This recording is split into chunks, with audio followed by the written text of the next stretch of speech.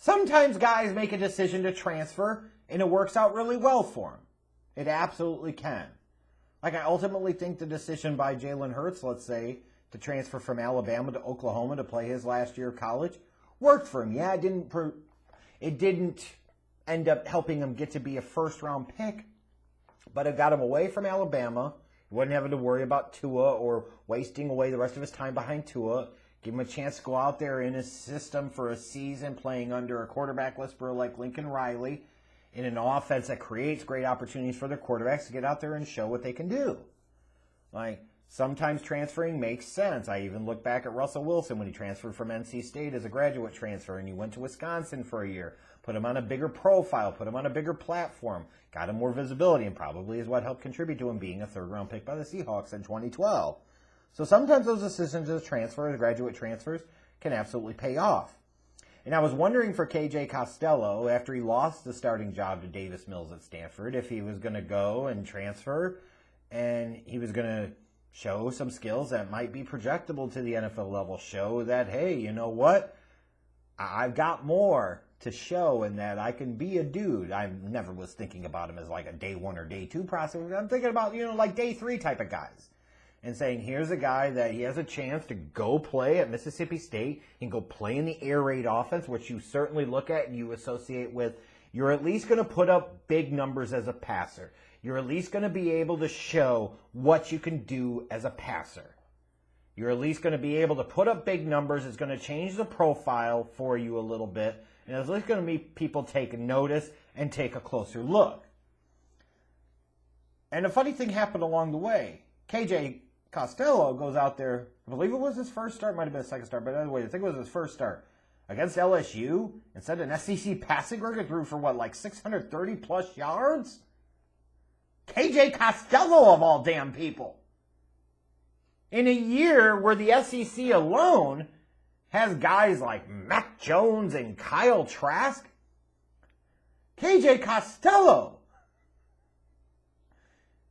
sets a league record. Throws for over 600 yards passing.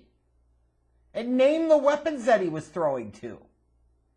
Like, you're looking at that performance in that game, and you're saying, okay, you know what? You bet on yourself, you made a decision to go elsewhere, and it could potentially pay off. And then that was about it. I don't know if it was related to COVID. I don't know if he didn't get along with Mike Leach. I don't know if he didn't do this. Or I don't know if the system didn't really fit him. I don't know what the hell it was. But at the end of the day, it really concerns me when a guy sits there, transfers to another school to get the opportunity to play, has this opportunity to play, can play in a system that can help him pad his numbers, put up big stats, and then doesn't go out there and do that. Has this one great kind of start that makes everybody stand up and take notice, and then is struggling the entire rest of the year. He's getting benched multiple times. Like, what the hell do you make out of the guy? That's what I'm thinking about with KJ Costello. Because he looks the part. He's got decent enough arm strength. Like, he can make the required NFL throws. That's true. So you've got size. You've got arm strength. You've got some tools there. There's something to work with. And that's about where it ends with KJ Costello. His accuracy is average at best. His ball placement can be really scattered at times. Throwing too far ahead of guys, too far behind guys, too high. Like, not the type of accuracy you would want to see out of a guy that you're thinking about potentially drafting when he's a redshirt kind of fifth-year senior. I think a lot of that attribute to his mechanics. His mechanics are ugly, they're long, they're funky. It's a type of thing like when you think about a golf swing, you see a lot of people want to kill the ball by sitting there and putting a lot of movement and timing mechanisms and length into their swing. And you know what? Maybe if you get them all to sync up and line up perfectly, you can really crush the ball. But the problem is a lot of people just aren't good enough, consistent enough in terms of their timing and those mechanisms to be able to do that. And as a result, what happens? Distance and accuracy all over the fucking place. And that's what I equate somebody like a KJ Costello to. The mechanics are shoddy, so the accuracy is shoddy. And for a guy like him, like, you're playing in a system that should create opportunities. You're playing in a system that should allow you time to be able to go through progressions. You say, well, he's playing in the SEC. Let's be clear. The SEC defenses are not what they once were, okay? And let's be clear, like, you're playing in a system that should generate these opportunities. You shouldn't be so consistently stuck on your primary target, primary read, your primary option like he was. And then, I think the decision-making, you could say some of it was attributed in terms of speed of processing, the speed of recognition, speed of reaction, may have been related to, like, maybe he didn't get the normal offseason he would get due to COVID, so he didn't get a chance to be as comfortable or as familiar with the offense, with what he was expected to do. But the reality is, at some point in time, you got to be able to go out there and play to what you see. You got to go out there and just play, and you can either do it or not. And it was one thing, like, if I look at that game against LSU, they played a lot of man coverage, and that helped him. Because there was not a lot of complexity there. There was not a lot of things that he had to process in real time and analyze and determine what he saw. He could just say, this guy's single covered, is he open or not? And pretty much that's it. But as teams started playing more zone on him, like he started throwing picks, he started making bad decisions, he started bad throws, like started getting hesitant in what he was seeing and reacting to. And that's a concern to me. Like, not much of an athlete either, so you can't say, hey, he's got an arm. You don't know where the hell he's going to throw it sometimes, but he's got an arm, and he can really move, so at least that's something to work with. Like, if he could move a lot better, like, maybe there'd be a different conversation about it. But the reality is he just can't. He's below average. He's a big dude. He's not a great athlete. So, I mean, what are you really talking about or working with here? He's going to be an older prospect. He's a redshirt senior, graduate transfer. He got beat out by Davis Mills at Stanford.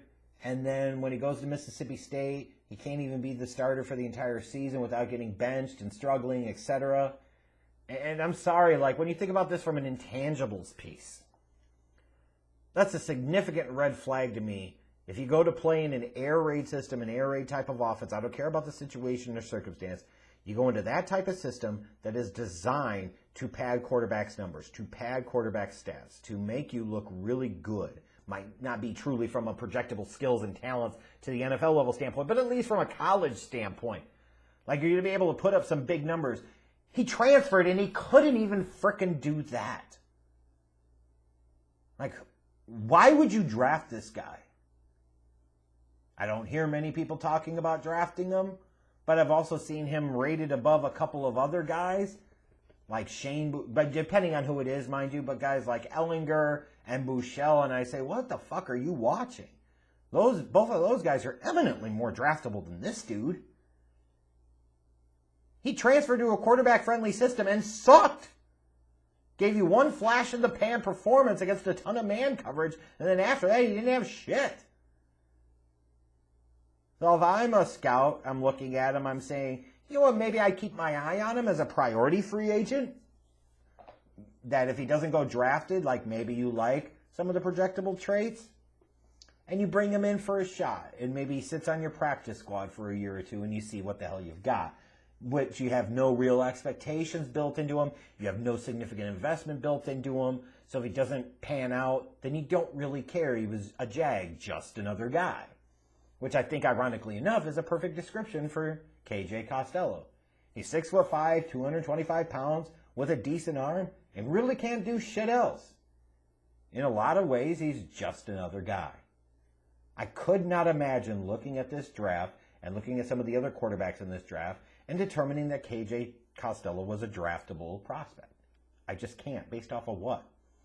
I know I put my comparison there to him was David Carr, and you're going to say, wow, you're going way back to David Carr, not Derek Carr, but David Carr, former #1 overall pick by the Houston Texans.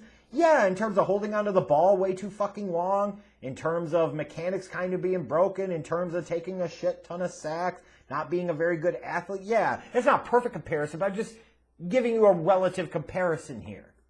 Like, that's who he reminds me of a little bit of in some cases. A worser version, mind you, but yeah, like, so many things for him to work on, and going to Mississippi State and not being able to put anything together other than one game. Yeah, like, for my Bears who were quarterback desperate, I wouldn't even be excited if they brought him in as an undrafted free agent. For what? Dude will be lucky to be in the league 3 years from now. Shit.